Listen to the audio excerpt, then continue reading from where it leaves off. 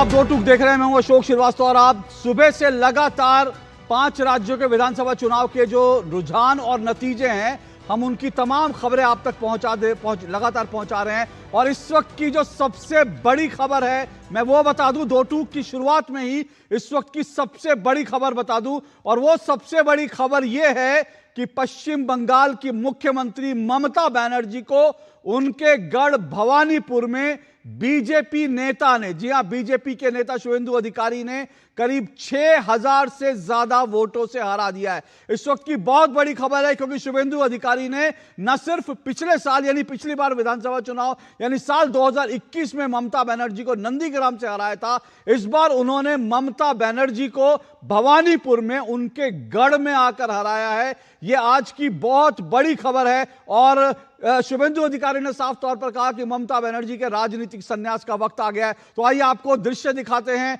किस तरह से जो है भवानीपुर में जीत का जो माहौल बना हुआ है और शुभेंदु अधिकारी इस बड़ी जीत के बाद क्या कह रहे हैं, वो जरा सुनिए। माफ कीजिएगा, वो मैं दृश्य आपको अभी नहीं दिखा सकता, लेकिन चलिए फिर मैं आगे बढ़ता हूं। इससे पहले कि अगर मेरे पास कोई वीडियो है तो मुझे बताइए, जल्दी से बताइए मेरे पास कोई वीडियो है दिखाने के लिए, या फिर मैं आगे बढ़ूं। चलिए, आज के मेरे पास अभी वीडियो नहीं है भवानीपुर का, मेरे पास अभी वो उनका बाइट नहीं है, लेकिन भवानीपुर में एक बड़ी जीत हुई है। लेकिन इससे पहले कि मैं आगे बढ़ूं, आज बहुत बड़ा दिन है। आज बहुत बड़ा दिन है। बहुत बड़ा दिन क्यों है, आज इस बात को समझिए। इसलिए नहीं क्योंकि आज 5 राज्यों के विधानसभा चुनाव के नतीजे आए हैं, बल्कि आज आपको कुछ याद दिलाना चाहता हूं कि आज बड़ा दिन क्यों है। आज इसलिए बड़ा दिन है क्योंकि आज 2 सिटिंग सीएम आज उनको जनता ने चुनाव में डेमोक्रेटिक तरीके से उनका बोरिया बिस्तर बांध दिया। अब ये जो 2 सीएम हारे हैं, इसकी कहानी भी समझिए। पहली सीएम मुख्यमंत्री ममता बनर्जी, जिनके बारे में मैंने आपको बताया, ममता बनर्जी चुनाव हारी। अब आप ये देखिए, ये वो ममता बनर्जी हैं जिनको पश्चिम बंगाल में कहीं भी जय श्री राम बोलें तो उनको आपत्ति होती थी। जय श्री राम पर ममता बनर्जी को आपत्ति होती थी कि जय श्री राम क्यों बोल रहे हैं। याद है आपको, जब एक व्यक्ति ने, ममता बनर्जी का काफिला जा रहा था और एक ग्रामीण ने जय श्री राम बोल दिया था, तो ममता बनर्जी अपनी गाड़ी से उतर कर आई और उन्होंने उस ग्रामीण को बोला, खाल खिंचवा दूंगी। जय श्री राम बोलने पर जिस पश्चिम बंगाल में ममता बनर्जी खाल खिंचवा रही थी, आज उस पश्चिम बंगाल में, पूरे बंगाल में जय श्री राम का नारा गूंज रहा है। और यह पब्लिक ने, जनता ने बता दिया कि यह तानाशाही, यह डिक्टेटरशिप नहीं चलेगी। अब आता हूं दूसरे मुख्यमंत्री की तरफ, स्टालिन, तमिलनाडु के मुख्यमंत्री। उनके राज्य में क्या होता था? उनके राज्य में कार्यक्रम होते थे। क्या कार्यक्रम होते थे? डिसमेंटलिंग हिंदुत्व, डिसमेंटलिंग सनातन को जड़ से मिटाने के कार्यक्रम आयोजित होते थे स्टालिन के राज में, तमिलनाडु में। याद है आपको? इन्हीं स्टालिन के बेटे ने कहा था कि जो सनातन है वो डेंगू है, वो मलेरिया है, वो एड्स है, उसका समूल नाश कर देना चाहिए। यह स्टालिन के बेटे उदयनिधि स्टालिन ने कहा था। सिर्फ इतना ही नहीं, बल्कि दीपम जैसी एक ऐसी पवित्र, एक ऐसे आध्यात्मिक, एक ऐसी धार्मिक जो हिंदुओं का एक बड़ा पर्व था, उनकी परंपरा थी, उस पर रोक लगा दी गई थी। लेकिन आज हश्र क्या हुआ? आज उन्हीं स्टालिन का हश्र क्या हुआ? आज स्टालिन चुनाव हार गए और डीएमके को जनता ने तमिलनाडु की राजनीति से उखाड़ फेंका। ये 2 जो आपको समझ में आते हैं, ये 2 कहानियां ऐसी हैं जो आपको बताती हैं कि देश में हो क्या रहा है। आप सनातन को नाश करने, जय श्री राम का विरोध करके आप देश की राजनीति में सरवाइव नहीं कर सकते। आप हिंदुओं का विरोध करके संसद में खड़े होकर यह कहते हैं कि जो खुद को हिंदू कहता है वो दिन भर हिंसा हिंसा हिंसा करता है। ऐसा बयान देने वाले विपक्ष के नेता राहुल गांधी की पार्टी का क्या हश्र हुआ, ये आज आप देख रहे हैं। आज 2 टूक में इन सब पे चर्चा करेंगे, लेकिन उससे पहले आज बात बंगाल की होगी। बंगाल में जो बदलाव हुआ उसकी होगी, और बंगाल बदलाव के बाद प्रधानमंत्री नरेंद्र मोदी ने क्या कुछ कहा बीजेपी मुख्यालय में पहुंचकर, वो सुनिए।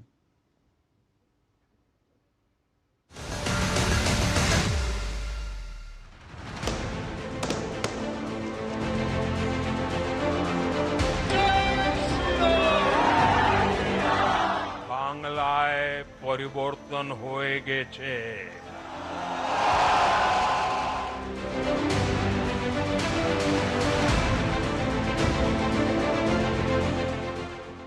गंगोत्री से लेकर गंगा सागर तक कमल ही कमल खिला हुआ है.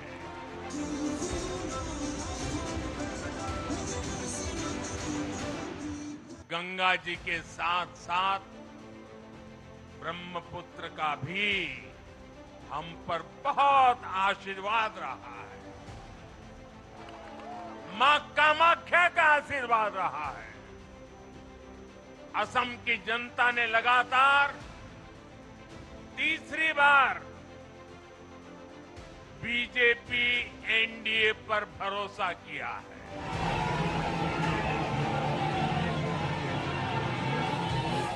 आज भाजपा के कार्यकर्ता के रूप में मेरे मन में बार बार एक और बात आ रही है, और वो बात यह है कि डॉक्टर श्यामा प्रसाद मुखर्जी की आत्मा को आज कितनी शांति मिली होगी. उन्होंने 1951 में जनसंघ की स्थापना करके प्रत्येक कार्यकर्ता को संदेश दिया था कि देश के लिए जीना है और देश के लिए मरना है.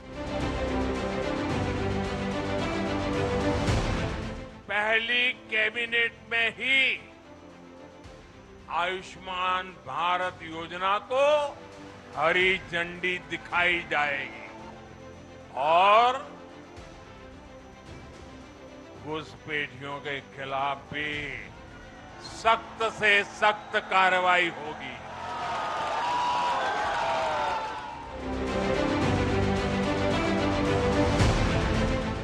और आज सिर्फ भारत का लोकतंत्र ही नहीं जीता है, आज भारत का संविधान भी जीता है. तो प्रधानमंत्री नरेंद्र मोदी ने कहा सिर्फ भारत का लोकतंत्र नहीं बल्कि इस भारत का संविधान भी जीता है.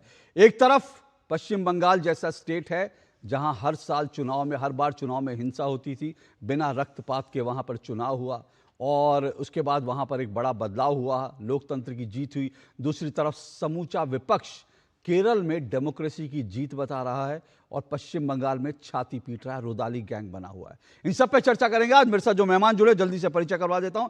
मेरे साथ भास्कर सिन्हा रॉय जुड़े हैं, टीएमसी के सपोर्टर हैं, राजनीतिक विश्लेषक. भास्कर सिन्हा रॉय मेरे साथ जुड़ चुके हैं. नहीं, अभी तो मुझे स्क्रीन पर भास्कर सिन्हा रॉय नहीं दिख रहे, लेकिन मेरे साथ स्टूडियो में निखिल जैन जुड़े हुए हैं, कांग्रेस सपोर्टर, राजनीतिक विश्लेषक हैं.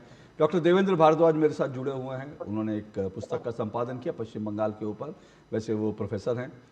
मेरे साथ नुपुर शर्मा जुड़ी हुई हैं, ओपन इंडिया के एडिटर हैं. और आज मैं नुपुर शर्मा के साथ आज के शो में ओपनिंग करना चाहूँगा क्योंकि बंगाल की जीत के बहुत बड़े मायने हैं.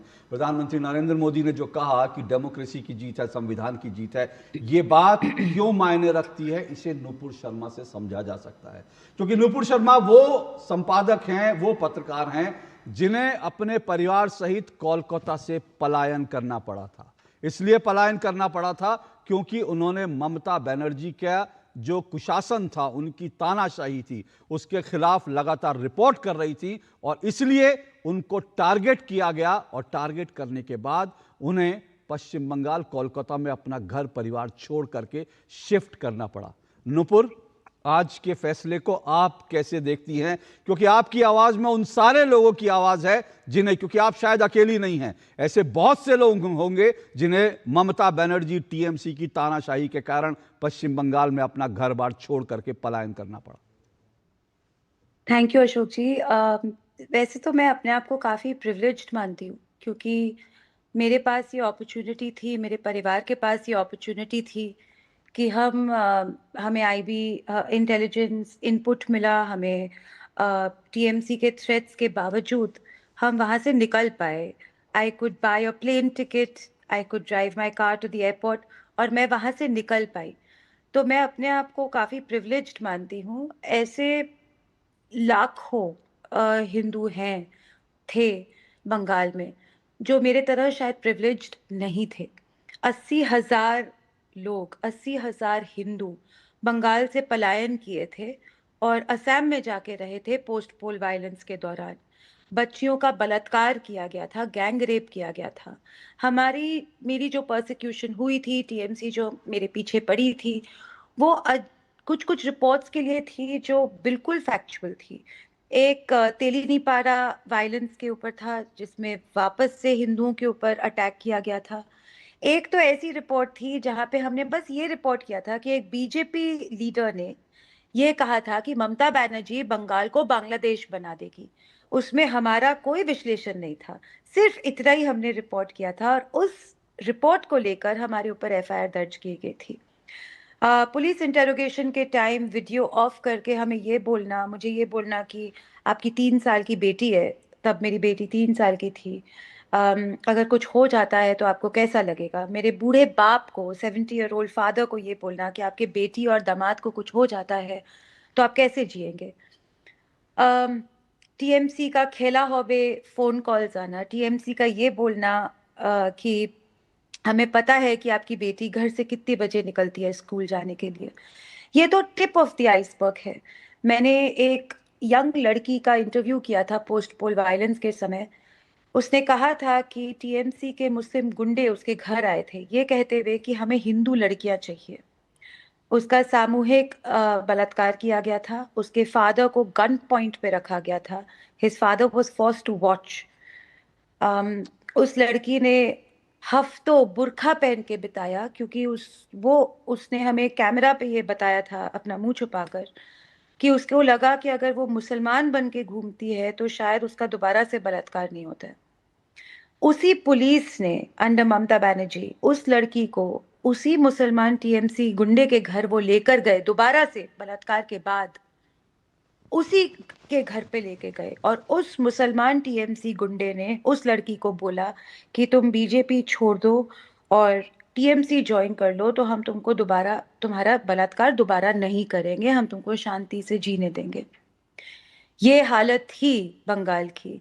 अब इसे एक सरकार जिसको लिंच किया गया था, उसके कुत्तों को लिंच किया गया था, उसके पेट डॉग्स को, वो मेरे बहुत ही अर्बन अपस्केल घर के शायद 3 या 4 से 5 मिनट दूर रहते थे। उनकी लिंचिंग मेरे घर से 3 या 4 मिनट दूर हुई थी उनके घर पे।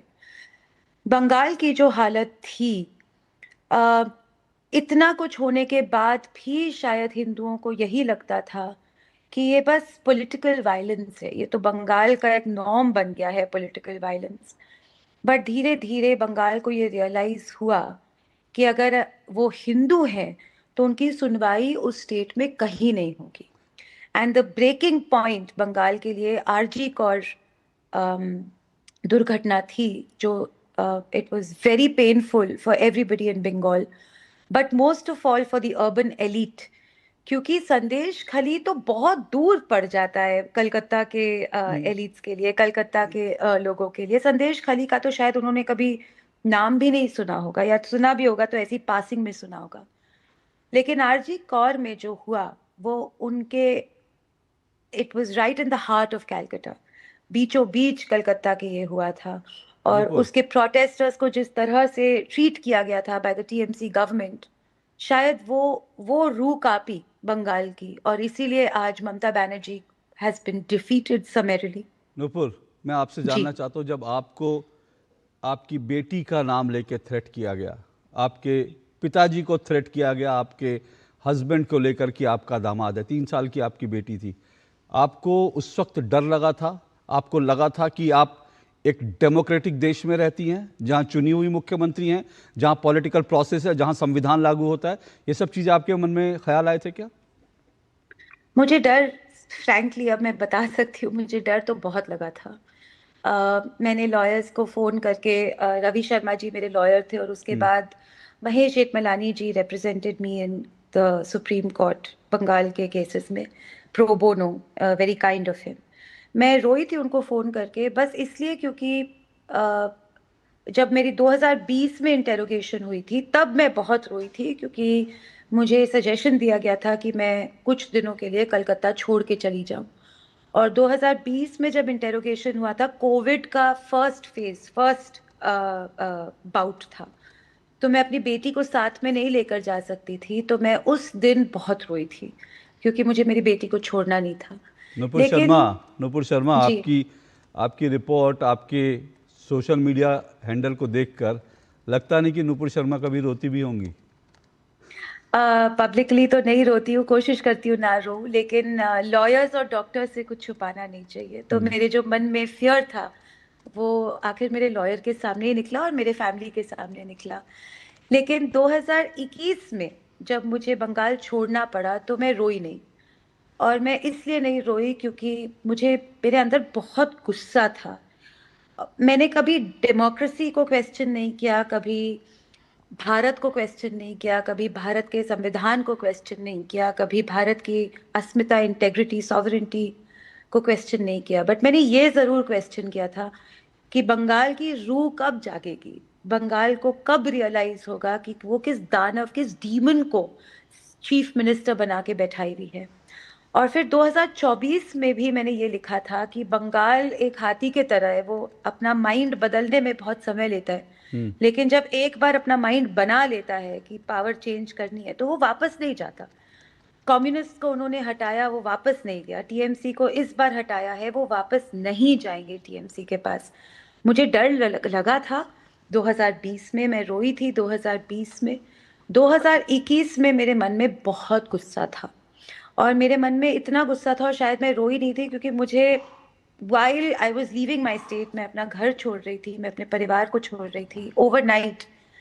लेकिन जिस बच्चियों से मैंने बात की थी, लड़कियों से मैंने बात की थी, जो जिस तरह का कार्नेज मैंने बंगाल में देखा था in those few months during post pole violence, और जिस तरह के मैंने इंटरव्यूज किए थे और रिपोर्टिंग की थी, उसके बाद मुझे खुद का जो मेरे साथ हो रहा था शायद मुझे बहुत छोटा लगने लग गया, क्योंकि मैं तो जान बचा के निकल रही थी, मेरी पर बेटी घर ठीक थी। छोड़ने की तकलीफ, घर छोड़ने का दर्द था आपको कि आप ऑफ वो कोर्स, घर छोड़ रही हैं इतने समय, जो आपका अपनी मिट्टी थी, अपनी मिट्टी को छोड़ रही हैं।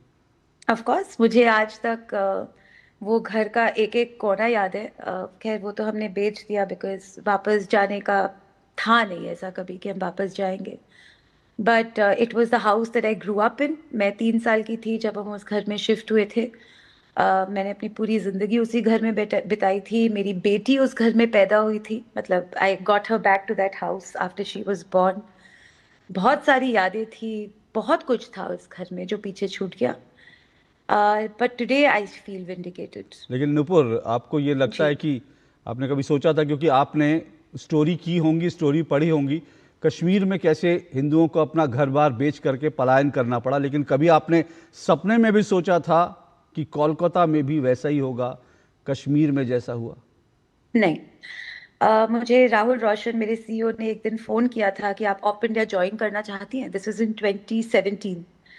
और तब मेरे फैमिली में मतलब मेरे फादर जो थे, मेरे पापा हैं, वो थोड़ा टेंस थे कि बेटा आप कैलकाटा में रह के ये सब काम आप लिखोगे, जर्नलिज्म करोगे, और वो भी हिंदुओं की बात करोगे, यहाँ पे शायद जीना मुश्किल हो जाएगा। तो मैंने बोला था, you know the arrogance of youth, मैंने बोला था कोई नहीं पापा, देख लेंगे, यहीं पे जनरेशन्स हम रहे हैं, ऐसे क्या कोई कर देगा, और हम कुछ गलत थोड़ी बोलेंगे। बट 2021 में that thing came back to bite me, and I didn't realise, उस टाइम मुझे रियलाइज नहीं हुआ था कि ऐसा कुछ हो सकता है। बट जब मैंने अपने पापा से और अपने हस्बैंड से पूछा, जब 2020-21 में ये बात हुई कि मैं ये काम छोड़ दूं क्या, क्योंकि मेरे वजह से पूरे परिवार को मुश्किल हो रही है, तो मेरे पापा और मेरे हस्बैंड दोनों ने बोला कि कभी रिटायर होना है तो खुद के टर्म्स पे होना, नॉट बिकॉज दिस 4 फुटिया Hitler wants to intimidate you. तो चली जाओ, चाहे जाना है तो, लेकिन पेन नहीं छोड़ना, काम करती रहो। तो एक पत्रकार को ये भी सोचना पड़ा बंगाल में कि वो पत्रकारिता छोड़ दे, क्योंकि उनको ममता के बंगाल में अपने परिवार को और अपनी सुरक्षा चाहिए थी, इसलिए ये ख्याल भी आया। मैं नुपुर यही पूछना चाहूँगा आपसे, अब ये जो बदलाव हुआ है कैसे इसको देखती हैं, और क्या घर वापसी होगी नुपुर शर्मा की? बदलाव की तो ये बात है that the next 10 years are going to be very difficult for BJP, for whoever becomes the chief minister. क्योंकि कल्चर ऑफ वायलेंस तो पीछे छोड़ देगी बीजेपी, लेकिन बंगाल की जो स्थिति है, चाहे वो सिक्योरिटी पर्सपेक्टिव से हो, चाहे वो घुसपैठियों के पर्सपेक्टिव से हो, चाहे वो डेमोग्राफिक चेंज के पर्सपेक्टिव से हो, स्थिति बहुत ज़्यादा खराब है। और बीजेपी के लिए जो भी सीएम बनते हैं, उनके लिए बहुत एक अपहिल बैटल होने वाला है, and he will need a spine of titanium to manage Bengal and to bring it back on track. जहाँ तक घर वापसी की सवाल है, आई बिलीव कि लाइफ में आगे बढ़ना चाहिए। तो मैं पीछे तो नहीं जाऊंगी, मैं वापस नहीं जाऊंगी, क्योंकि मैं I don't believe in walking backwards. जहाँ छोड़ आए वो छोड़ आए हैं। अब जहाँ हूँ मैं बहुत खुश हूँ, मेरी बेटी सेटल्ड है, तो रिपोर्टिंग चलती रहेगी। और ममता बनर्जी के जो क्राइम है 15 साल के, वो हम भारत को और दुनिया को कभी भूलने नहीं देंगे। तो काम तो अब शुरू हुआ है, अब तो शुरुआत हुई है काम की। और दीदी ने बोला था खेला होबे, तो हम भी देखते हैं खेला कैसे होता है। चलिए, शुभकामनाएं आपको। ये भूलना भी नहीं चाहिए, देश को ये दौर नहीं भूलना चाहिए। क्योंकि इस तरह की तानाशाही डेमोक्रेसी में, जिस देश में संविधान लागू है, वहाँ इस तरह की डेमोक्रेसी किसी को भी, इस तरह की तानाशाही किसी को भी अलाउड नहीं है।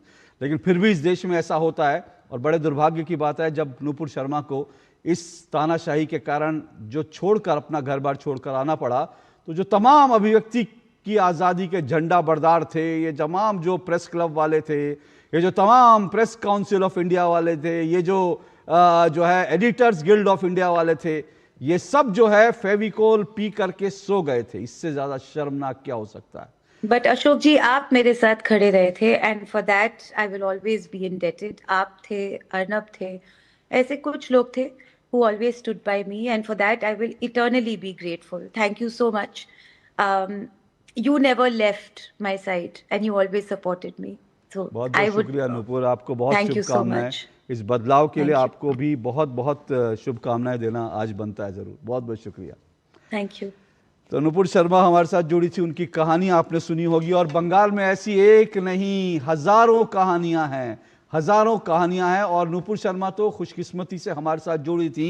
मेरे पास ऐसी कहानियां हैं, ऐसे कई सैकड़ों लोगों की कहानियां हैं जो आज हमारे साथ नहीं हैं, सिर्फ इसलिए क्योंकि उन्होंने ममता बनर्जी का विरोध किया था, पॉलिटिकली विरोध किया था। इसलिए किसी को मार करके खंबे पर लटका दिया गया, किसी की शव जो है वो एक पेड़ पर लटका हुआ, कोई खेत में मिला। ऐसी दर्जनों चीज़ें बंगाल ने देखी हैं।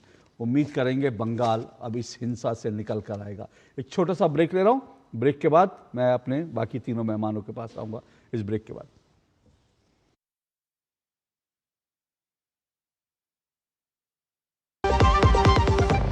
खाने में मेरी क्वीन के लिए क्या है?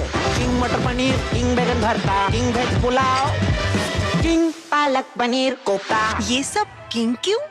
क्योंकि ये सब बना है MDH किचन किंग से आपका बॉस। MDH किचन किंग, असली किचन किंग। MDH। व्यक्तिगत जानकारी के लिए ऑनलाइन अनुरोधों से रहें सावधान। कुछ भी जानकारी देने से पहले जरूर सोचें। कोई भी वैधानिक कंपनी फोन या इंटरनेट पर आपसे निजी जानकारी कभी भी नहीं मांगती, इसलिए ऐसे कॉल या ईमेल आने पर अपनी जानकारी देने से पहले समझदारी दिखाएं और सावधानी बरतें। हर सपना किसी मजबूत नींव पर खड़ा होता है। हर पुल, हर इमारत, हर सफर भारत की प्रगति की डोर है। Steel authority of India limited, जहां विज्ञान सपनों को आकाश देता है, वहां भी है सेल। सेल देश की सुरक्षा का अटूट कवच। जहां स्वास्थ्य और देखभाल की बात हो, वहां भी है सेल। हर घर, हर सपना, हर विजय देश के कण कण में छुपा है। सेल का भरोसा हर किसी की जिंदगी से जुड़ा हुआ है। सेल। मास्टर जी नमस्ते, 2 ड्रेसेस बनानी है, ठीक है? ऐसा कुछ एक में पॉप स्लीव्स रखना डोरी के साथ, और दूसरी में ना सलवार पे मस्त साइड प्लीट्स कर देना। शर्ट को एकदम शॉर्ट लेंथ रखना क्रॉस प्रिंटेक्स के साथ, और दुपट्टे पे ना स्कैलप्स से मस्त ही फैंसी लेस कर देना। लेकिन मास्टर जी 4 दिन में पार्टी है, बन जाएगी ना पक्का? हो जाएगा। कैसे? Just looking like a wow. Fashion changes हमेशा, उषा हमेशा। मेरी पसंद, मेरी पसंद, मेरी पसंद, मेरी पसंद, हमारी पसंद, हम सबकी पसंद। मजबूत देश का मजबूत सरिया हो गया स्टील। चलिए, दो टुक आप देख रहे हैं। दो टुक में 5 राज्यों के विधानसभा चुनाव पर हम चर्चा कर रहे हैं। गंगोत्री से गंगा सागर तक कमल खिला। आज प्रधानमंत्री नरेंद्र मोदी ने बीजेपी मुख्यालय में ये कहा और कार्यकर्ताओं का हौसला बढ़ाया। मेरे साथ फिलहाल जो है भास्कर सिन्हा रॉय जुड़े हैं, टीएमसी सपोर्टर हैं, राजनीतिक विश्लेषक। निखिल जैन मेरे साथ जुड़े हुए हैं, निखिल जैन कांग्रेस समर्थक राजनीतिक विश्लेषक हैं। डॉक्टर देवेंद्र भारद्वाज मेरे साथ जुड़े हुए हैं, उन्होंने किताबों का संपादन भी किया और वैसे प्रोफेसर हैं। लेकिन इससे पहले मैं भास्कर सिन्हा रॉय आपके पास आऊँ, पहले मैं निखिल की एक छोटी सी प्रतिक्रिया, निखिल मैं आऊँगा बाकी चीज़ों पर, लेकिन एक छोटी सी प्रतिक्रिया। राहुल गांधी जी ने ट्वीट किया था गुंडा तंत्र का, तो आपको लगता है गुंडा तंत्र का अंत हो गया बंगाल से? देखिए, नूपुर जी ने अभी इतनी दर्दनाक किस्से बताए, अपने खुद का भी बताया और लोगों का भी बताया, और 2021 के बाद जो बंगाल में चुनाव के बाद जो हिंसा हुई उसका पिछले कई दिनों से बहुत जिक्र वापस आ रहा है। मेरा बस छोटा सा सवाल गृह मंत्री अमित शाह जी से ये है कि जब सीबीआई इस मामले की जांच कर रही है, तो आज तक जिन लोगों ने इतने दरिंदों जैसे अपराध करे, किसी का कत्ल कर दिया, किसी का बलात्कार करा, किसी के साथ कुछ और करा, आज तक कानूनी प्रक्रिया से उन लोगों को फांसी की सजा या उम्र कैद की सजा क्यों नहीं हो पाई है? सीबीआई को इस पर जवाब देना चाहिए, गृह मंत्री को इस पर जवाब देना चाहिए।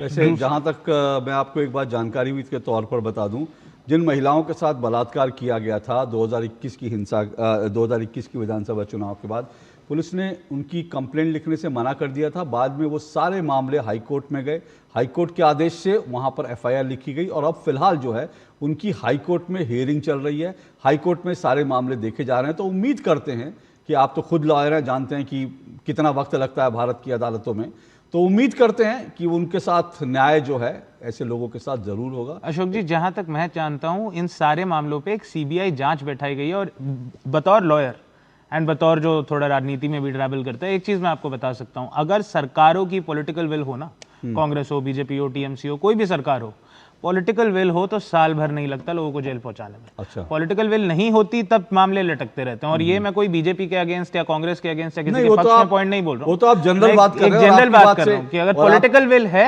तो सीबीआई इतनी ताकत, इतनी पावर और इतनी कॉम्पिटेंस रखती है कि 1 साल के अंदर सारी चार्जशीट। बात से मैं इस बात से इत्तेफाक भी रखता हूं, क्योंकि सज्जन कुमार को दिल्ली दंगों में जिन्होंने नरसंहार किया था दिल्ली में सिखों का, उनको जेल जाने में बहुत वक्त लगा। ये तो हम सब जानते हैं कि उनको जो है नरेंद्र मोदी जब सत्ता में आए तब जाकर सज्जन कुमार जैसे लोगों को जेल होती है, क्योंकि उसके पहले तो वो लोग बड़ा पेड़ गिरा तो इसीलिए जो है वो हलचल थी, और इसलिए कई बड़ा पेड़ गिरने के बाद जो है कांग्रेस का शासन था तो बड़ा पेड़ गिरा तो इसलिए थोड़ी हलचल हुई, भूकंप आया, हल्का सा ये सब छोड़ के बढ़ गए थे, पर सज्जन कुमार को आखिरकार आज जेल हुई। तो उम्मीद करेंगे उन लोगों को। देखिए 2002 के गुजरात दंगों में लोग आज तक जेल नहीं जा पाए। कुछ 11 लोग गए थे जिन्होंने एक बिल्किस बानो नाम की महिला का बलात्कार करा, सामूहिक बलात्कार करा, उनके पूरे घर वालों को मारा, और उसके बाद गुजरात की सरकार ने उन्हें छोड़ दिया। और फिर कुछ भाजपा के नेताओं ने जाके मालाएं पहनाई। मामला भी कोर्ट में है, आपको अच्छी तरह से पता होगा, और उसमें कोर्ट के जजमेंट क्या है एक बार पढ़ लीजिए तो फिर गुजरात जजमेंट में कन्विक्शन था सर।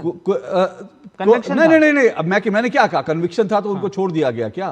मैं कह रहा हूं ना, अरे फिर वही बात, उसके बाद उसको चैलेंज किया गया। आप उसको पढ़ लीजिए और कोर्ट में किसी दिन इस पे भी चर्चा कर लेंगे। अभी तो आपके लिए मैंने निखिल जैन से कितना सीधा सवाल पूछा था, और मैंने निखिल जैन से जो सवाल पूछा वो आपको बिल्कुल स्पष्ट है किस लिए पूछा था, क्योंकि मैंने पहले ही सुबह भी इससे हम चर्चा कर रहे थे। राहुल गांधी ने पश्चिम बंगाल में सिर्फ 2 सभाएं करी। क्यों? क्योंकि वो भी चाहते थे ममता बनर्जी की पिछले दौर से एंट्री हो जाए, तो इसलिए वो किया। तो इसलिए निखिल जैन को ममता बनर्जी के बचाव में गुजरात जाना था, बाकी सब जगह जाना था, तो वो स्वाभाविक। नहीं, मैं तो सीबीआई पे गया, मैं गुजरात पे कभी गया। अभी आप 84 चले गए, मैं 2002 चला गया, बहुत सारे जाऊंगा भाई। अगर आप पॉलिटिकल विल की बात करने लगेंगे, पॉलिटिकल विल तो आपको पता चल जाएगा, थोड़े दिन में पता चल जाएगा। दूसरा एक छोटा सा सवाल ये है, अगर इस नहीं मेरा पहले मेरे छोटे सवाल, पहले मेरे छोटे तो राष्ट्रपति शासन पहले मेरे छोटे से एक सवाल का जवाब दीजिए, राहुल गांधी आज कहां है, कुछ जानकारी? राहुल गांधी ने कांग्रेस पार्टी का नेतृत्व करा है इन चुनाव में, जहां पर चुनाव शुरू होने से पहले कांग्रेस पार्टी का एक भी राज्य में मुख्यमंत्री नहीं था। इन 5 राज्यों में एक भी मुख्यमंत्री नहीं था, हमें मालूम है। और अगले कुछ दिनों में केरल में मुख्यमंत्री होगा। मालूम है भाई, मैं तो सीधा, मैंने कब कहा भाई आपको जीत की मुबारकबाद। केरल में मैंने छोटा सा सवाल पूछा और उसमें इतना लंबा चौड़ा, मैं सिर्फ आपसे पूछा राहुल गांधी जी कहाँ हैं, दिन भर नजर नहीं है। देखिए, मैं उनका ना मैं उनका पीए हूँ, ना मैं उनका पीएसओ हूँ, तो मैं नहीं जानता वो कहाँ है। राहुल गांधी आज कहाँ है? ना ही मैं मोदी जी के बारे में जानता हूँ। चलिए नहीं, मोदी जी के बारे में आपने बीजेपी मुख्यालय से खबरें नहीं देखी, वो आपको देखने नहीं, उसके बाद वो कहाँ है, उसके पहले वो कहाँ है मुझे नहीं पता, मेरी रुचि भी नहीं है। आपको देखा, आपकी रुचि नहीं है, लेकिन देश को नेता प्रतिपक्ष कहाँ है जानने की रुचि है। लेकिन नेता प्रतिपक्ष क्या है, ये कांग्रेस के समर्थकों को भी आज नहीं पता। आज जबकि चुनाव के नतीजे आ रहे हैं, नेता प्रतिपक्ष कहां है, ये कांग्रेस के समर्थक, राहुल गांधी के कट्टर समर्थक भी नहीं जानते। हम लोकतंत्र खोजने में लगे हुए हैं, किस तरीके से 27 लाख लोगों को वोट नहीं करने दिया चुनाव में। मेरे साथ जुड़े हुए हैं बीजेपी के प्रवक्ता, और मेरे साथ टीएमसी के सपोर्टर जो है भास्कर सिन्हा रॉय जुड़े हैं। भास्कर सिन्हा रॉय, खेला खत्म? हाँ, कौन सी खेला बात बोल रहे हैं? जो खेला 2019 में खेला गया था, 2021 में खेला गया था, खेला तो चल ही रहा है। आप पॉलिटिकली खेला तो खेले, आप खेले हैं। ये विजुअल, ये जो रिलीजियस कंसोलिडेशन को कहलाता है, डराओ खौफ पैदा करो दिमाग में, मन में, झूठ बोलो, मुसलमानों को डराओ, बांग्लादेश को डराओ, बांग्लादेश को डराओ। बोला आपने बांग्लादेश को डराओ या बांग्लादेशियों को डराओ? बांग्लादेशियों को नहीं, बांग्लादेश डरो, बांग्लादेश को डराओ। देखिए, बोलने देने की तो मैं चाहूंगा। सर मैं आपकी बात कर रहा हूं, मैंने जो सुना मैं आपसे सर पूछ रहा हूं, आपने क्या बोला? डराओ, बांग्लादेश को डराओ या बांग्लादेशियों को डराओ? बांग्लादेशियों से डरो, बांग्लादेशों से डरो, और बांग्लादेशियों जाएगा घुस की सब आ रहा है। आपको हंसी आ रहा है? तो मुझे हंसी आ रही है, एग्जैक्टली हंसी आ रही है। आप लोग जैसे अपने शब्द बदलते हैं, मुझे हंसी आ रही है, मुझे हंसी आ रही है। मुझे हंसी इस बात पे आ रही है कि टीएमसी सपोर्टर ये कह रहे हैं कि डराओ बांग्लादेश को डराओ, बांग्लादेश, मतलब आपको बांग्लादेशियों को डराने पर इतना दर्द क्यों हो रहा है भाई? भारत में कोई बांग्लादेशी घुसपैठिया घुस आया, अगर उसको डराया जा रहा है कि तुमको निकाल के बाहर करेंगे, तो आपको इतना दर्द क्यों हो रहा है? मुझे तो यही समझ में नहीं आ रहा। बांग्लादेशियों से ये रिश्ता क्या कहलाता है? इल्लू, बांग्लादेशी घुसपैठियों से इल्लू क्या है? ये इल्लू आ रहा हूं निखिल जी, तो निकल जाऊंगा, तो आते रहिए। कहा जो आप ही है, आप एक हंसी है नीचे, कैसे बोलना है की तरफ से? क्या आता है आपको? जो जितलाते हैं उसको लेकर होंगे, जो करते हैं तो एक मिनट रुकिए, मैं अपने पैनल से फिर अनुरोध कर रहा हूं, एक बार अनुरोध कर, एक मिनट।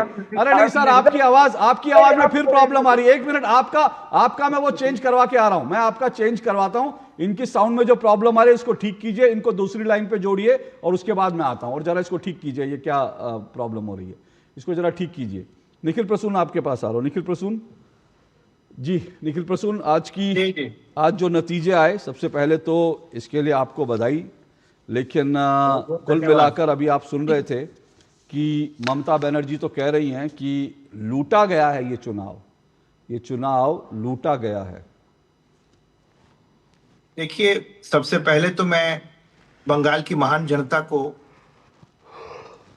धन्यवाद करना चाहूंगा, उनके प्रति आभार व्यक्त करना चाहूंगा, और उन सबके प्रति मैं संवेदना व्यक्त करना चाहूंगा जो लक्षाधिक कार्यकर्ताओं ने एक अथक परिश्रम करके श्यामा प्रसाद मुखर्जी के सपने को धरती पर अवतरित किया है, बंगाल की इस पावन धरा पर।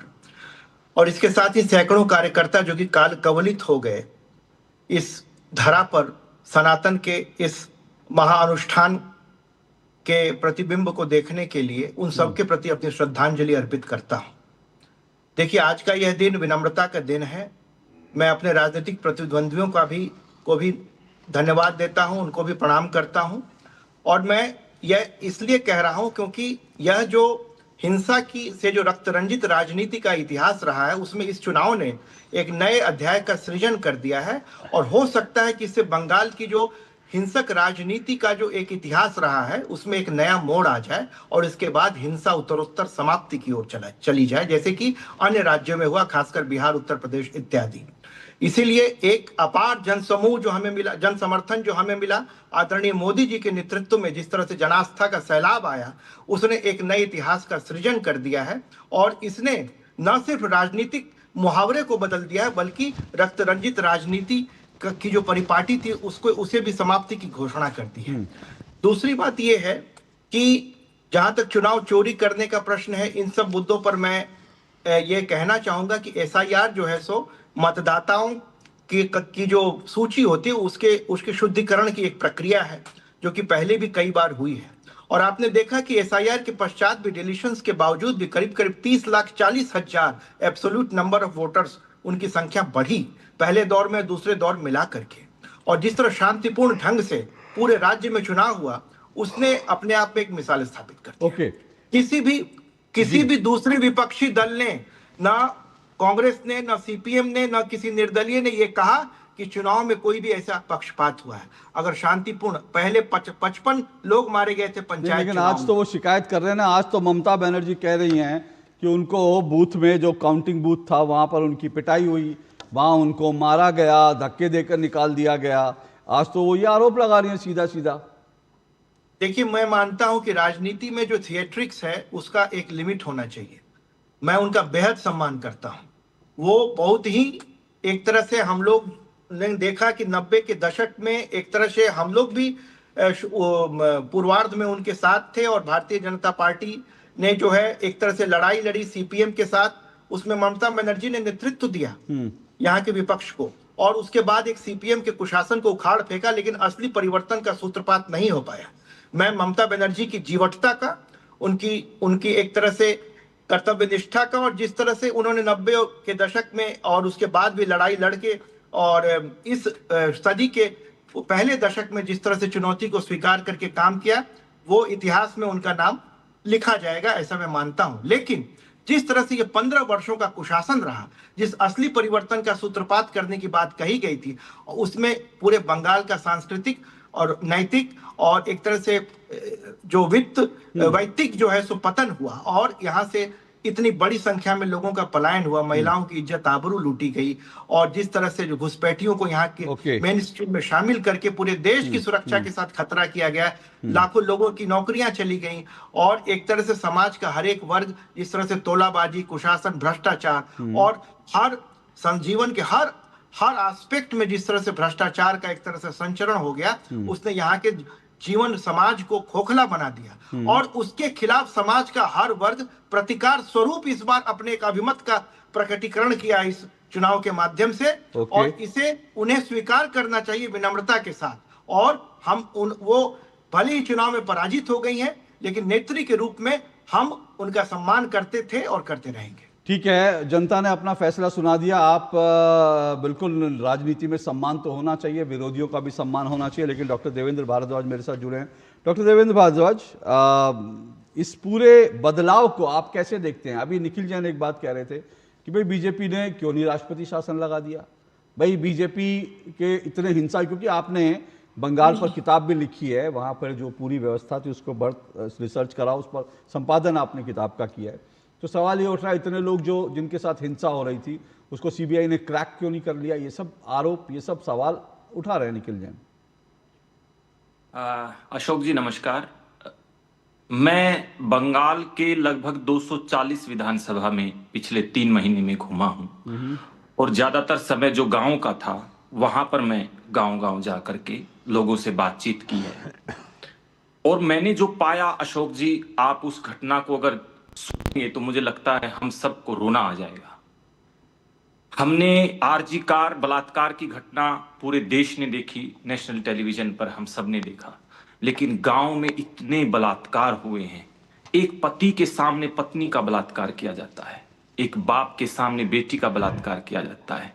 उसी बाप को मार के गांव के चौराहे पर लटका दिया गया और ये कहा गया कि इसको उतारेंगे नहीं। 3-3 दिन तक लाश जो है वो चौराहे पर लटकती रही है। पुलिस उस गांव में आई है और लाश को देख करके चली गई है, पुलिस ने कोई रिपोर्ट तक नहीं की है। ऐसी घटनाएं मैंने गांव में लोगों से, वहां प्रत्यक्षदर्शियों से सुनी है। जहां तक निखिल जी ने बोला कि वहां पर सीबीआई जांच होनी चाहिए थी, ये होना चाहिए था, वो होना चाहिए था। बंगाल की, निखिल जी मैं आपको बताना चाहता हूं, बंगाल की वो हालत है, एयरपोर्ट से जब आप बाहर निकलते हैं और आपने गलती से हिंदी में बात करना शुरू कर दिया तो आपको शक की नजर से देखने शुरू हो जाते थे कि ये कहां से आ गए हैं, कहां से आ गए हैं। हम अपने ही देश में, अपनी ही उस पवित्र पावन बंगाल की पावन धरा पर नहीं जा सकते थे जहां से कभी आजादी का उद्घोष हुआ था। कलकत्ता में उन संदेह भरी नजर से हम लोगों को देखा जाता था, और देखा किसे नहीं जाता था? बांग्लादेश से जो लोग आकर के वहां गांव में, वहां शहरों में, वहां जो छोटे शहर है वहां पर जाकर के, कस्बों में जाकर के, अशोक जी आप देखिए वहां पर हर छोटे मोटे व्यापार पर, हर छोटे मोटे कारोबार पर, सब जगह पर बांग्लादेशी जो लोग हैं, बांग्लादेशी जो घुसपैठिए हैं, खास करके एक खास समुदाय के जो घुसपैठिए हैं, उन्होंने सब पर अपना कब्जा जमा लिया है। और जो बंगाल के लोग हैं वो त्राही त्राही हैं, वो बेरोजगार हो गए हैं, और वो सारा दिन क्या करते हैं? फिर ममता दीदी ने उनको एक नया काम दे दिया है, रोजगार दिया किसको? बांग्लादेशियों को। और हमारे देश के मूल बंगालियों को क्या दिया? एंटरटेनमेंट, क्लब खेलेंगे आप, क्लब खेलेंगे, और आपको मंथली बांध दिया, आपको इतना खर्चा मिलेगा, आप कैरम बोर्ड लाइए, आप क्लब खेलिए, ताश खेलिए, सिगरेट जलाइए और मौज करिए, और हमारे को लास्ट में वोट दे दीजिए। और उन्हीं में से कुछ जो नौजवान थे उनको अपनी पार्टी का गुंडा बना दिया गया, जो चुनाव में उनके काम आएगा। आप सीबीआई जांच की बात कर रहे हैं। बंगाल में ममता सरकार जो है वो मुझे लगता है आजाद भारत की सबसे क्रूर सरकार रही है, जिसने एक आम हिंदुस्तानी को, दूसरे स्टेट के आए हुए नागरिक को बंगाल में एक दुश्मन की नजर से देखा। और वहां पर जो पलायन हो रहा है हिंदुओं का, मैंने भवानीपुर, जो खुद ममता बनर्जी की कॉन्स्टिट्यूंसी है, वहां पर मैं गया, वहां पर जाकर के देखा तो एक ऐसी ऐसी गलियां अशोक जी वहां पर थी जो पूरी की पूरी 100% वहां पर हिंदू लोग रहते थे, और आज वहां पर 100% मुसलमान लोग रहते हैं। यानी कि पूरी की पूरे मोहल्ले, पूरी की पूरी गलियां जो हैं उनका पलायन वहां भारद्वाज, पर। मुझे दो चीजें मैं जो है, एक तो ये कि 80,000 से ज्यादा लोगों को 2021 के नतीजे आने के बाद बंगाल से पलायन करना पड़ा था। 80,000 लोग, 80,000, जिसमें से लोग असम में गए, उसके बाद कुछ लोग झारखंड में गए। 80,000 लोगों को पलायन करना पड़ा था। क्यों? क्योंकि वहां पर ममता बनर्जी की एक बार फिर से सत्ता में आई थी। लेकिन बड़ी बात जानते हैं क्या? बड़ी बात यह, आज प्रधानमंत्री नरेंद्र मोदी ने क्या कहा? उन्होंने कहा इस बात से हमको नहीं फर्क पड़ता किसने वोट किया, किसने किसको वोट किया, इससे फर्क नहीं पड़ना चाहिए। अब हमको भय नहीं बल्कि भविष्य की बात करनी है, ये प्रधानमंत्री नरेंद्र मोदी ने कहा। और ये अपने आप में दिखाता है कि बीजेपी एक नई तरह की राजनीति वहां शुरू करना चाहती है। निखिल, कुल मिलाकर देखिए बंगाल के नतीजे को अगर मैं आपसे कहूं, कैसे आप देखते हैं बंगाल की? क्योंकि एक ऐसा स्टेट जो करीब करीब 3 दशक तक लेफ्ट का गढ़ था, यानी वामपंथी राजनीति का गढ़ था, आज वहां पर एक्सट्रीम, जो जिसको आप लोग राइट विंग बोलते हैं, आज उसकी सरकार है। अशोक जी, सवाल मेरे लिए या भाजपा? मेरा, ये आपके लिए सवाल। मैं आपसे, आप राजनीतिक विश्लेषक हैं, इसका विश्लेषण तो आपको भी मुझे लगता है करना चाहिए। नहीं, बंगाल की ये चीज़ बहुत इंटरेस्टिंग है एक तरीके से, अगर देखा जाए कि किस तरीके से पहले 20-30 साल कांग्रेस पार्टी का शासन रहा, फिर उसके बाद आपके पास अगले 30 साल से ज़्यादा तक सीपीआई का कंटिन्यूस शासन रहा, उसके बाद 15 साल टीएमसी का रहा और अभी बीजेपी का आ रहा है। पर इसमें एक चीज़ देखने वाली है कि बहुत जब ममता बनर्जी का शासन आया तो ये कहा गया कि बहुत सारे जो लेफ्ट के कार्यकर्ता थे वो कुछ तो बीजेपी में चले गए और कुछ ममता बनर्जी की पार्टी में चले गए, जिसका कोई तुक नहीं बनता, क्योंकि ममता बनर्जी की पार्टी ने तो लेफ्ट के ही विरोध में काम करा और लेफ्ट वाले एक राइट विंग पार्टी में चले जाए उसका भी सेंस नहीं बनता। और शायद इसीलिए जिस पोल वायलेंस के खिलाफ ममता बनर्जी खुद विपक्ष में रह के इतनी आवाज उठाती थी, जब वो रूलिंग पार्टी बनी तब भी वैसे ही पोल वायलेंस के हम किस्से देखते रहे, उन पे आरोप लगते रहे। तो अभी कितना परिवर्तन बंगाल में होगा बीजेपी के आने के बाद, राइट विंग हो या लेफ्ट विंग हो, मेरे ख्याल से बंगाल की पॉलिटी का कल्चर ये बन चुका है अनफॉर्चुनेटली। और अगले कुछ सालों में हमें पता लगेगा कि क्या गुंडे एक पार्टी से दूसरी पार्टी में शिफ्ट हो गए हैं या फिर बीजेपी के आने के बाद कुछ पॉजिटिव चेंज आता है या नेगेटिव चेंज आता है। क्योंकि एक चीज बीजेपी ने अपने चुनाव कैंपेन में जरूर दिखाई कि हम बंगाली बन के दिखाएंगे आपको। प्रधानमंत्री आज 6 बजे जब 6-7 बजे भाजपा के दफ्तर गए तब भी उन्होंने बंगाली गेटअप पहन रखा था। अनुराग ठाकुर जो भाजपा के मंत्री हैं उन्होंने जाके ट्यूसडे को माछ भात खाया, मछली खाई। यहाँ पर उनके वो अलग बात है कि दिल्ली में उनके विधायक मीट शॉप बंद कराते फिरते हैं नवरात्रीज में और ट्यूसडेज में। तो अपने आप को वो अडॉप्ट करने की कम से कम चुनाव के दौरान तो बीजेपी ने एक चीज दिखाई कि हम अडैप्ट करेंगे यहाँ के लोकल कल्चर पे। आगे जाके वो कितना करते हैं कितना नहीं करते, कितने वो लेफ्ट के गुंडे लेते हैं, कितने वो टीएमसी के गुंडे लेते हैं या नहीं लेते, कितने टीएमसी के टर्नकोट्स आएंगे या नहीं आएंगे, उसके बाद मेरे ख्याल से एक सही मतलब बंगाल में आपको लगता है बिना गुंडों को लिए राज नहीं किया जा सकता, शासन नहीं चलाया जा सकता? मैं ये नहीं कह रहा, पर अभी तक का ट्रेंड अनफॉर्चुनेटली अशोक जी यही रहा है कि एक पार्टी के गुंडे दूसरी में गए, दूसरी के तीसरी में गए, तो अब जब चौथी आ रही है तो लग रहा है तो कहीं चौथी में ना चले जाए। तो उसके लिए देखना पड़ेगा। और ये हम सब जानते हैं कि बीजेपी को जब चुनाव में आगे बढ़ना है, राजनीति में आगे बढ़ना है, तो उनके लिए विचारधारा मैटर नहीं करती। आप देखिए ना, शुभेंदु अधिकारी जो शायद से मुख्यमंत्री बनेंगे वो खुद ममता बनर्जी की पार्टी से आए हैं। सम्राट चौधरी जो बिहार में मुख्यमंत्री बने वो खुद आरजेडी से आए हैं। हेमंता बिस्वा शर्मा जो असम में मुख्यमंत्री शायद दोबारा बनेंगे, एक बारी बन चुके हैं, वो खुद कांग्रेस पार्टी से आए। तो बीजेपी का कोई आइडियोलॉजिकल कंस्ट्रेंट्स तो है नहीं आज की बीजेपी। आपने हेमंत बिस्वा शर्मा का जिक्र किया तो मुझे याद आ गया, आज सुबह से एक पुराना ट्वीट जो है वो बहुत वायरल हो रहा है और वो पुराना ट्वीट हेमंत बिस्वा शर्मा का है। वो ट्वीट है जब राहुल गांधी अपने पिड्डी को, उनका पिड्डी उनका पेट है, उसको बिस्किट खिला रहे हैं और हेमंत बिस्वा शर्मा ने उनको ट्वीट करा कि जब असम की समस्याएं मैं आपके पास लेकर गया था, असम के बारे में बात करने गया था, तो आपको असम के बारे में जानने में दिलचस्पी नहीं थी, पिड्डी को बिस्किट खिलाने में दिलचस्पी थी। तो ऐसा आज वो ट्वीट वायरल कर रहा है तो उसका जिक्र जरूरी है क्योंकि आपने हेमंत बिस्वा शर्मा का नाम ले दिया।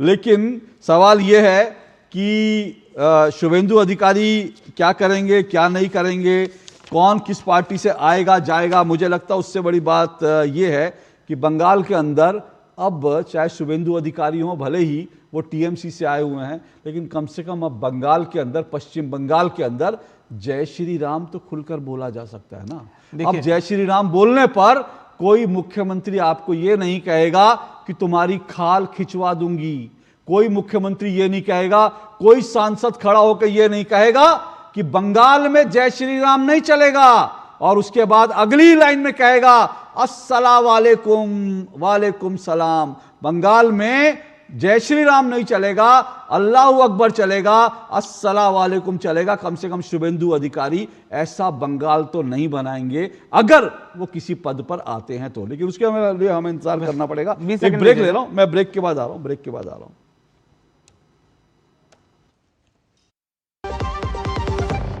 हर सपना किसी मजबूत नींव पर खड़ा होता है।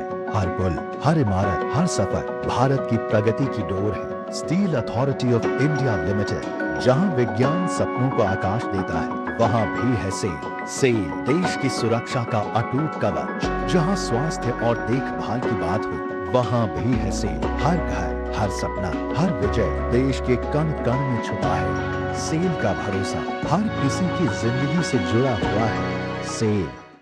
मास्टर जी नमस्ते, 2 ड्रेसेस बनानी है, ठीक है? ऐसा कुछ, एक में पॉप्सीज रखना है डोरी के साथ और दूसरी में ना सलवार पे मस्त साइड प्लीट्स कर देना। शर्ट को एकदम शॉर्ट लेंथ रखना क्रॉस प्रिंटेक्स के साथ और दुपट्टे पे ना स्कैलप्स से मस्त सी फैंसी लेस कर देना। लेकिन मास्टर जी 4 दिन में पार्टी है, बन जाएगी ना पक्का?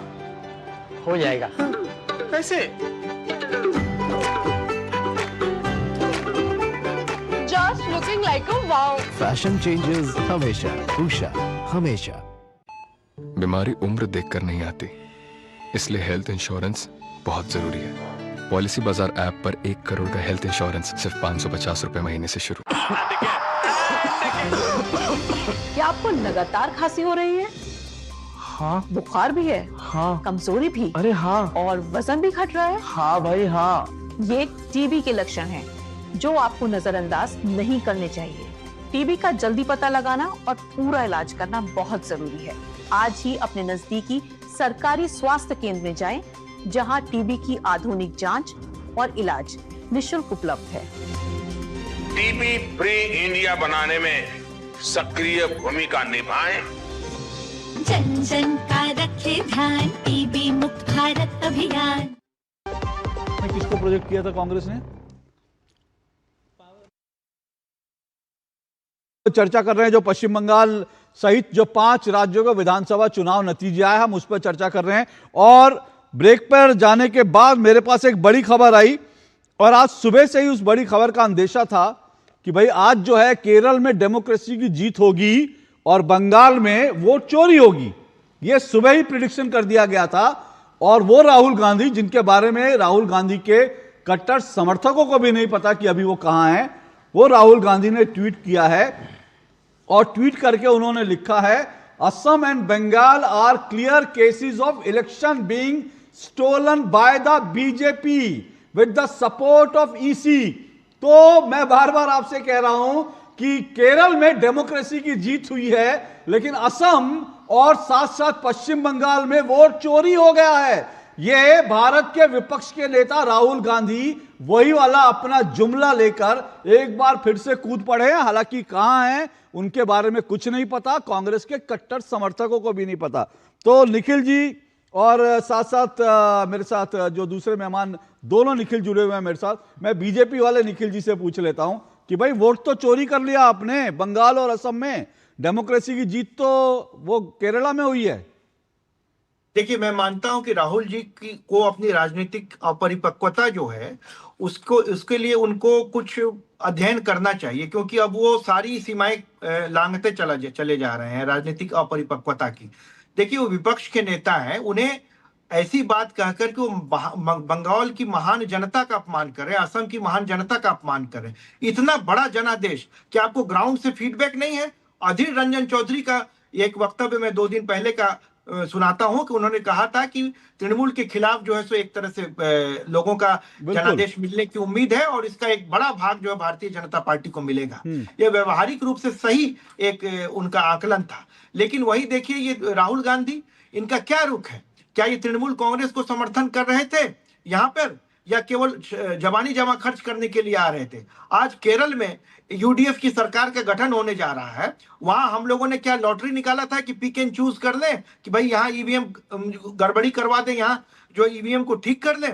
देखिए, सबसे बड़ी बात है, ये बार बार कहने से न सिर्फ ये हंसी का पात्र बन रहे हैं, और बल्कि विपक्ष, एक तरह से प्रमुख लीडर ऑफ ऑपोजिशन की जो गरिमामय पोस्ट होती है, उसका भी स्तर को ये गिराने में लगे हुए हैं। इसके साथ ही ये महान जनता का अपमान कर रहे हैं और अपनी कमी को छुपाने के लिए। लेकिन हमें इसमें आपत्ति इसलिए नहीं है कि क्योंकि जब तक राहुल गांधी रहेंगे तब तक जो है सो वो हमारे स्टार प्रचारक के रूप में ही रहेंगे, मुझे ऐसा लगता है। अच्छा, और ऐसी बचकानी वो आप बातें कह रहे हैं कि बीजेपी के प्रचारक के रूप में आपका काम कर रहे हैं। निखिल, रिस्पॉन्ड करें। हाँ, इसलिए वोट चोरी हो गया भाई केरल में डेमोक्रेसी की जीत के खिलाफ और बंगाल में वोट चोरी करते हैं।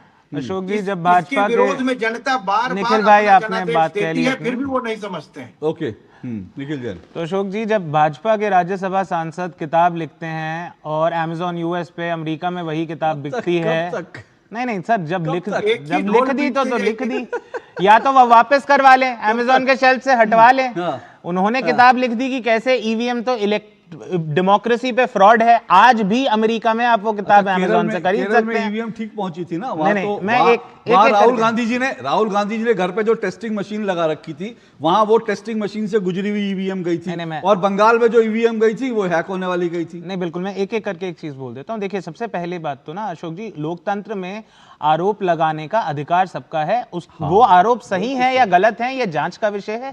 भाजपा भी गलत आरोप लगा सकती है, कांग्रेस भी गलत लगा सकती है, लेकिन ये दोहरा मापदंड नहीं हो सकता कि जब भाजपा आरोप लगाए तब तो बिल्कुल सही है, लेकिन जब नेता प्रतिपक्ष राहुल गांधी आरोप लगाए तो वो बहुत गलत हो जाता है। दूसरी बात, मैं अपने मेरे सेम नाम वाले भाई को एक चीज याद दिला दूं, खाली राहुल गांधी ने या खाली कांग्रेस पार्टी ने वोट चोरी या इलेक्शन कमीशन की पक्षपाती होने की आरोप नहीं लगाया है। Akhilesh Yadav, Samajwadi party, TMC, Mamata Banerjee, Aam Aadmi party, Arvind Kejriwal, Stalin, DMK, हर विपक्षी पार्टी ने ये आरोप लगाए हैं, इनके प्रमाण दिए हैं। निखिल भाई एक सेकंड बात सुनिएगा ना, सबने प्रमाण दिए हैं, वीडियो सबने प्रमाण दिए हैं, वीडियो दिए हैं, सब कुछ दिए हैं। समय कम है तो मैं एकदम मुद्दे की बात पे आ जाता हूं कि बंगाल में कैसे वोट चोरी और केरला में वोट चोरी कैसे नहीं। देखिए, कहते हैं ना कि फेंको उतनी जितना सामने वाला लपेट पाए।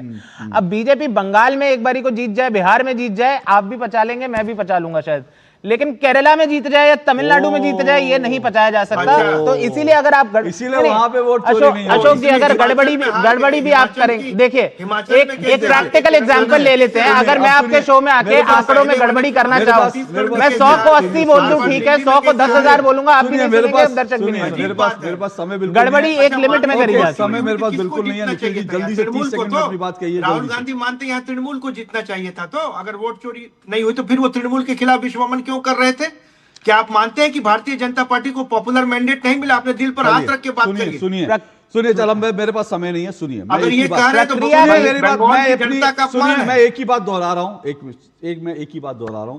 अभी निखिल जैन जी ने तमाम नेताओं के नाम ले दिए कि ये भी कह रहे हैं, वो भी कह रहे हैं, ढिमकाना भी कह रहे हैं, ये प्रमाण भी दे रहे हैं। प्रमाण दे रहे हैं। वो तो कैसे प्रमाण दे रहे हैं? देश की सुप्रीम कोर्ट में क्या किसने प्रमाण दिए? देश की सुप्रीम कोर्ट से बड़ा कोई नहीं है, ठीक है ना। लेकिन मैं एक ही बात कह रहा हूं, और ये जो भारत में एक रोतड़ू गैंग है, रोतड़ू गैंग, और आप उसको रुदाली गैंग भी कह सकते हैं। मैंने पहले भी बताया था कि एक राजस्थान में रुदाली जो है एक तरह का एक प्रोफेशन होता है, और वो रुदाली जो प्रोफेशन होता है ना, उसमें क्या होता है, लोग हायर किए जाते हैं कि आप आइए, हमारे घर में किसी की मौत हो गई है, रोइए। तो वो छाती पीट पीट कर जो महिलाएं पैसे लेकर आती है वो रोती हैं, रुकिए, पैसे छाती पीट पीट कर रोती हैं, तो वो रुदाली गैंग होता है। तो अभी क्या है, इंडी गठबंधन में रुदालियों का एक गैंग बन गया है। अगर ममता हारेंगी तो बाकी वो रुदाली गैंग आके वहां छाती पीटेगा, अखिलेश यूपी में हार जाएंगे तो रुदाली गैंग वहां शिफ्ट होकर छाती पीटेगा। इसी तरह से अब डीएमके हार गई है तो बहुत संभव है कि वहां पर भी जाकर रुदाली गैंग छाती पीटे। तो ये रोतड़ू गैंग है। इस रोतड़ू गैंग को मुझे लगता है देश ने सीरियसली लेना बंद कर दिया है, लोग इनको सीरियसली लेते नहीं। लेकिन मेरे पास समय बिल्कुल नहीं है, पर अंत में चलते चलते सभी मेहमानों का शुक्रिया। पर आज एक बात मैं कहना चाहता हूं दो टूक में, और वो बात ये कि बीजेपी की जो जीत हुई है ना, इसको राहुल गांधी वोट चोरी कह सकते हैं क्योंकि उनकी आदत है। लेकिन इस जीत के लिए बीजेपी के कम से कम 300 कार्यकर्ताओं ने अपनी जान दी है। और अगर इस देश में डेमोक्रेसी के कोई रक्षक हैं, लोकतंत्र को बचाने का श्रेय अगर किसी को मिलना चाहिए तो लोकतंत्र को बचाने का श्रेय बीजेपी के उन कार्यकर्ताओं को मिलना चाहिए जिनको मारकर ममता बनर्जी की सरकार में सूली पर लटका दिया गया, पेड़ पर टांग दिया गया, खेत में उनकी शव फेंक दिए गए, घर पर बम मारकर उनको खत्म कर दिया गया, जिनके घरों में घुसकर महिलाओं का, बच्चियों का और दादी समान उम्र की महिलाओं का बलात्कार किया गया। डेमोक्रेसी के रक्षक वो लोग हैं क्योंकि उन्होंने अपनी जान दी, और उस जान देने के कारण उन्होंने जो संघर्ष किया, उस संघर्ष के कारण बीजेपी आज यहां तक पहुंची है। और इसके पीछे वो श्यामा प्रसाद मुखर्जी हैं जिन्होंने जनसंघ की स्थापना की थी। बंगाल के श्यामा प्रसाद मुखर्जी ने जनसंघ की स्थापना की, और आज वो जनसंघ बीजेपी बनकर गंगोत्री से गंगा सागर तक इस देश को भगवा कर चुका है। आज दो टूक में जाते जाते बीजेपी के उन तमाम, क्योंकि सवाल बीजेपी का नहीं है, कई कार्यकर्ता कांग्रेस के भी मारे गए हैं, लेफ्ट के भी मारे गए हैं, टीएमसी के भी पहले मारे जाते थे। तो आज चलते चलते उन तमाम सेनानियों को, डेमोक्रेसी के, लोकतंत्र के सेनानियों को नमन, उनको श्रद्धांजलि, और उम्मीद करते हैं बंगाल में अब कभी भी राजनीतिक विरोध के कारण किसी को अपनी जान ना देनी पड़े। इन्हीं शब्दों के साथ आज मुझे इजाजत दीजिए, और ये छोटी सी क्लिप जो है ऐसे सेनानियों को दो टूक की तरफ से श्रद्धांजलि है।